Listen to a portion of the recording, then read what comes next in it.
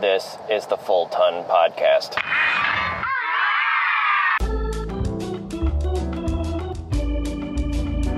And welcome back to the Full Ton Podcast. I am your permanent guest host, John Fulton. This week I am once again solo, but I won't be driving around, so there's that. Someone suggested that I make another episode talking about a scene from a novel and how well the film version adapted it, but instead I spent my afternoon watching reload animations from Call of Duty Black Ops.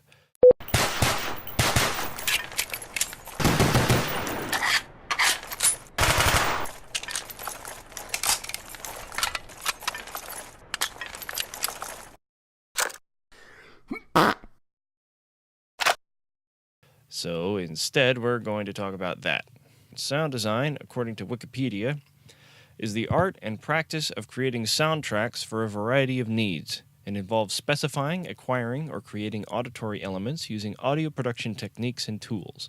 It is employed in a variety of disciplines, including filmmaking, television production, video game development, theater, sound recording and reproduction, live performance, sound art, post-production, radio, and musical instrument development, of course. Sound design commonly involves performing, e.g. Foley, and editing of previously composed or recorded audio, such as sound effects and dialogue for the purposes of the medium. A sound designer is one who practices sound design. As you may have figured out, today I'm going to talk about video game sound design. Video game sound design is especially unique because much of the sound is interactive. In film, basically every second of audio you hear is custom-picked and custom-recorded to complement everything in that scene. It's like painting with sound. People win Oscars for sound design, if you still care about that sort of thing. My instructors in college told me that if you have to make a choice between making the audio or the picture better, go with the audio. People tend to forgive visual hiccups a lot easier than irritating sound. A couple of people also argued that sound is more important than picture, but I have to disagree there. If you've got no picture, you've got no film. It's radio. But I digress. Now, the thing about video game audio being interactive means that your sequence of events is no longer stable. If someone's phone rings at the theater, it's considered rude because now we've missed 10 seconds of dialogue that was supposed to tell us something important. In a video game with guns in it, people are constantly interrupting you all the time because it's part of the game. That means if you've got something important to tell the player, you've either got to account for the fact that someone is shooting a machine gun next to their ear or postpone it until there's a lull in the fighting. Telling the player something important isn't just related to the plot either. It could be a warning that there's a grenade nearby, or that they're out of ammo, or that they need to dive into a hole before the nuclear bomb is scripted to go off.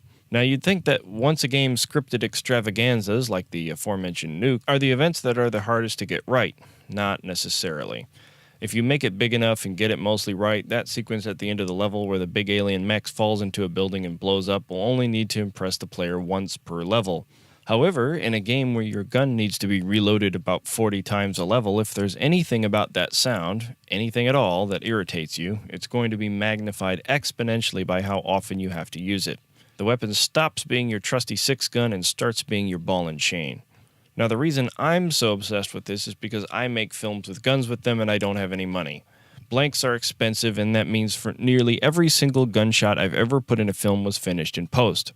I've created a lot of gunshots over the years, and I've also played a lot of shooter games, and while it takes more than good sound design to make a great game, poor sound design can ruin a perfectly fine one, and one of the best examples I've played is Call of Duty Black Ops. Now, I'm not saying Black Ops has the worst sound effects ever. They're fine for the most part, but for me, the reload sounds in particular were incredibly grating compared to previous entries in the franchise. I'll be linking a couple of comparison videos in the description below so you can hear them for yourself. The first problem with these animations is that the sound doesn't match what's happening on screen. There are several examples, but it's most obvious when reloading the AK-47. The real-life AK has a very distinctive loud snap when the magazine is locked into place.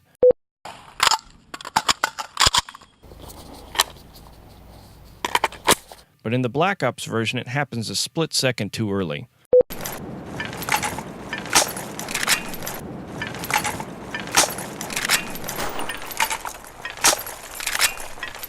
Like I said, if you only had to see it once, it wouldn't be much of an issue, but you don't. You see it hundreds of times, over and over, throughout the game. This is made even dumber by the fact that the entire gun's presentation is patterned after the AK's appearance in Call of Duty 4 Modern Warfare, and in that game everything is excellent.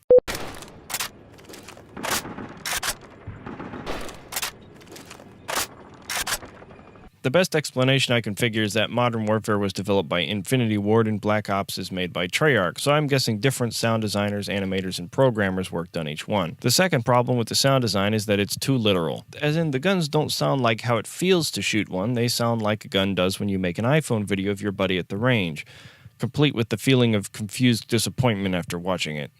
See, the thing about guns is that they're loud, and not just the gunshots, I mean in every possible way. Loading magazines is loud, cycling the bolt is loud, cocking the hammer is loud, and if it's not loud, then it feels heavy and metal and dangerous. Even the plastic parts are the kind of plastic you can break other plastic with. You could shatter a toy Glock by using a real Glock as a hammer. Anyone who's only held toy guns or airsoft guns can instantly tell the difference once they've held the real thing in their hands. Now, aside from some buzzers in the controller, most video games are a purely audiovisual affair. Weight is usually conveyed by bass and deep sounds, while high and crisp sounds convey lightweight, delicate things. The guns in Black Ops sound as if they're made of Spam cans and plastic. The animations look like a guy waving a Nerf gun. The brass hitting the ground is so loud that a continuous ringing sound can be heard during full auto.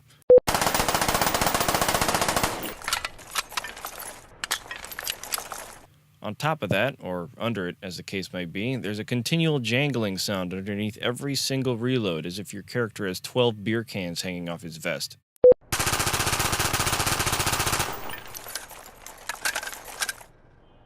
Empty beer cans too, which reminds me, every single magazine in the entire game sounds as if it was unloaded, but I'll come back to that.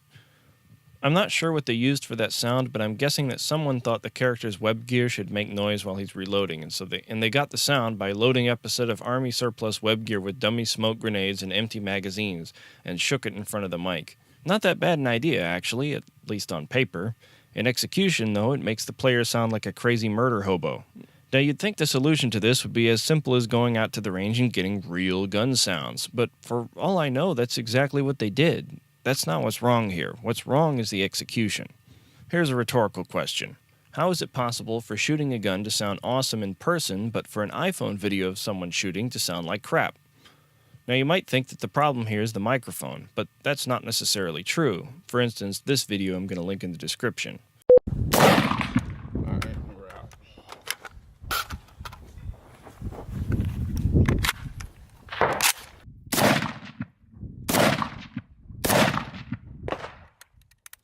I think there's some post-processing involved, but based on how compressed it sounds, I'm guessing it's just a little EQing.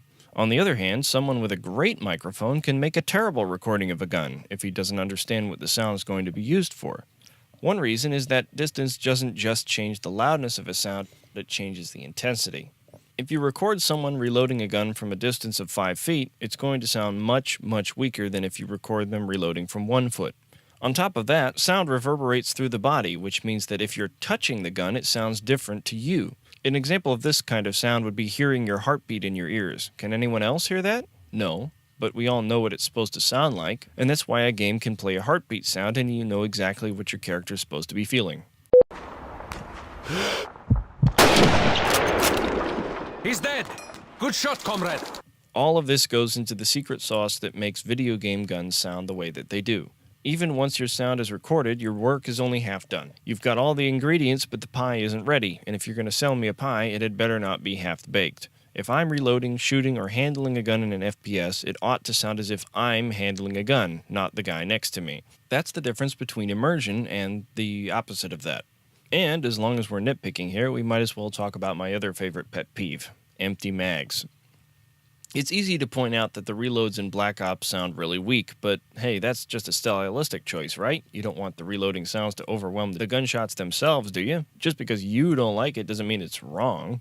And that's true, technically, I guess. I mean, I totally understand why the sound is recorded this way. When you're recording someone loading a gun or pulling a pin out of a grenade, it's just safer to record using dummies or fakes. And it's not like 90% of the people watching or playing have ever loaded a gun. As far as they know, it sounds exactly the way you made it. Foley artists have gotten away with this for literally 100 years. Or so. You could make reloading a gun entirely out of recordings of someone buckling and unbuckling their seatbelt and no one would know the difference. At least if you did it right. But unfortunately, I have personally loaded and fired an AR-15, and am eternally cursed with the knowledge of how different a loaded magazine feels compared to an empty one. Shucking an empty from an AR-15 feels like tossing away an empty coffee cup. Loading a new one feels like plugging a giant solid steel USB brick into your computer. And if you haven't figured out by now I'm a gun nut, I have some real estate in Florida I'd like to sell you.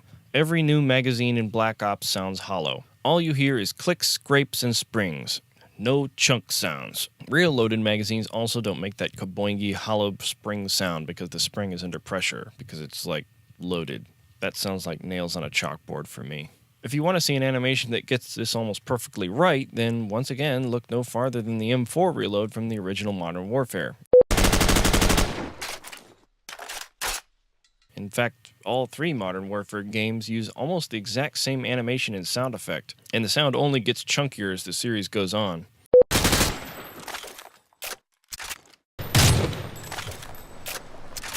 What's so irritating about this is that game developers already know this. Every Call of Duty title since I don't even know when has altered the sounds of guns at different distances. I've seen trailers for Halo 3 talking about how their new audio system muffled explosion sounds if you heard them through a wall. Punching sound effects have traditionally been over the top for years. In Dead Space, does anybody really believe that Isaac Clarke's boot is louder than his plasma cutter?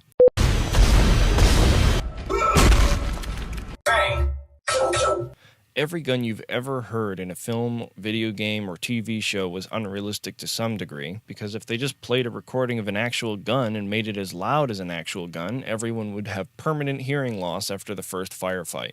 Media creators have always had to alter their sound to convey what's necessary, but that doesn't mean stylistic choices are arbitrary. Sure, people use different styles to emphasize different things, but that doesn't mean that they're pulling that sucker out of thin air. And in the words of Mr. Plinkett, you may not notice, but your brain did. This has been the Full Ton Podcast. Please ring the bell and subscribe, and if you'd like to support us, you can buy my book in the link in the description below. If you like the show, leave us a comment, and if you didn't, you can also leave us a comment. Until next time, I've been John Fulton, and I need to go find me some more people.